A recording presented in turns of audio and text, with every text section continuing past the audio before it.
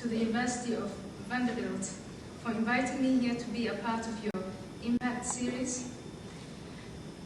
And I find it very ironic to be here talking about Islam, because I associate Nashville only with music and debates about gun control. I'll start by introducing myself, give you a little background, assuming you already don't have it, and then I'll talk about the incompatibility between Islam and freedom. I was born in November in 1969 in Mogadishu, Somalia.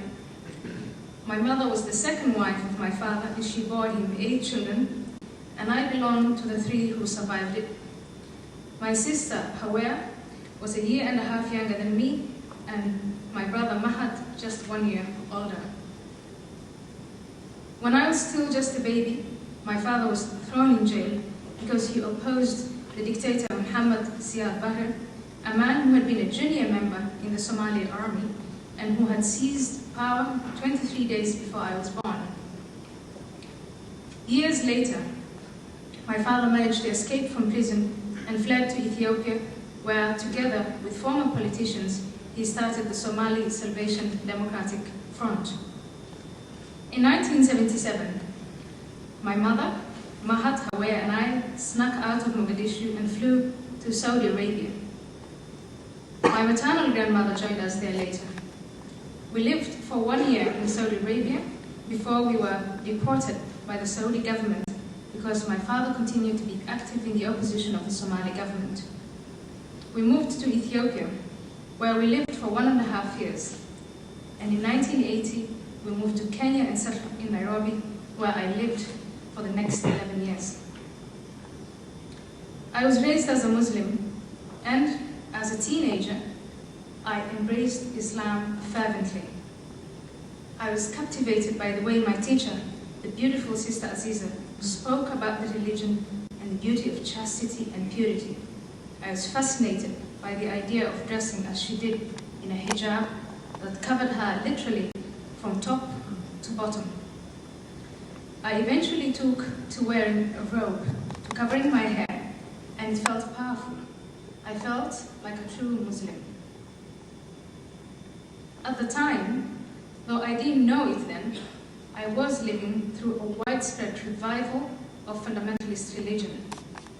Government officials were corrupt, societies were collapsing, chaos was tearing countries apart, people were being persecuted or abandoned by their governments, and in reaction, they were returning to their tribes, their traditions, their churches, and their mosques, or at least what we thought were our mosques. I had wholeheartedly embraced Islam and was carried along in this current of fundamentalism. I strove every day to submit to the will of Allah, to the will of my teachers, the Imam, and my mother. And yet, there was that deep part of me which rebelled to the submission, which made me question things I had no right to question. For instance, one day, while listening to yet another lecture on why women should cover themselves to avoid creating temptation for men, I asked, but what about the men? Shouldn't they cover themselves too? In 1992, a distant cousin, Osman, came from Canada to look for his family and to find a bride. Osman approached my father and asked him for one of his daughters. He said he was looking for a girl who was obedient, pious, and who would give him 6 sons. My father thought I fit that criteria, and despite my protestations, agreed to give me away to him. I did not attend the marriage ceremony, but my presence was not required. The ceremony was scheduled to take place, the wedding ceremony was scheduled to take place in Canada, where Osman's family lived and where I was to make my new home as his wife. Osman went back to Canada after the ceremony, and I was to join him there as soon as the immigration papers were arranged. Canadian embassy, however, was overcrowded with Somalis trying to be reunited with their families in Canada. So another distant uncle, Murso, in Germany offered to help. He sent me a visa and promised to help me apply for family reunion in Canada. My father was delighted and sent me off to Germany. Once again, I struggled with submission, and my desire to be obedient was at war in me with my basic need for independence and freedom. Sister Aziza used to speak often of the two little angels who sat on our shoulders, one guiding us to be good, the other inciting us to sin. Faced with the prospect of a life married to a man I did not know and did not love, I felt myself rejecting obedience, and in the end, the angel of sin won out. I arrived safely in Germany, but instead of taking a flight to Toronto, I got on a train to Amsterdam. I applied for asylum in Holland and was granted refugee status and later citizenship. I learned Dutch and worked as an interpreter for Somali women in different situations, including in abortion clinics and women's shelters. I went to school and earned a degree in political science. After university, I was given a think tank working for the Dutch Labour Party. I was given a job. There, I conducted research and wrote articles about the plight of Muslim women and was openly critical of Islam and the Islamic community in Holland.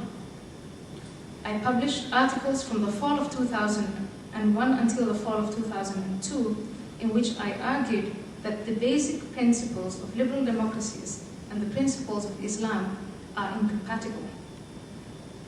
Because of my publications, my interviews, and my activism for Muslim women in Holland, my life was threatened and continues to be threatened.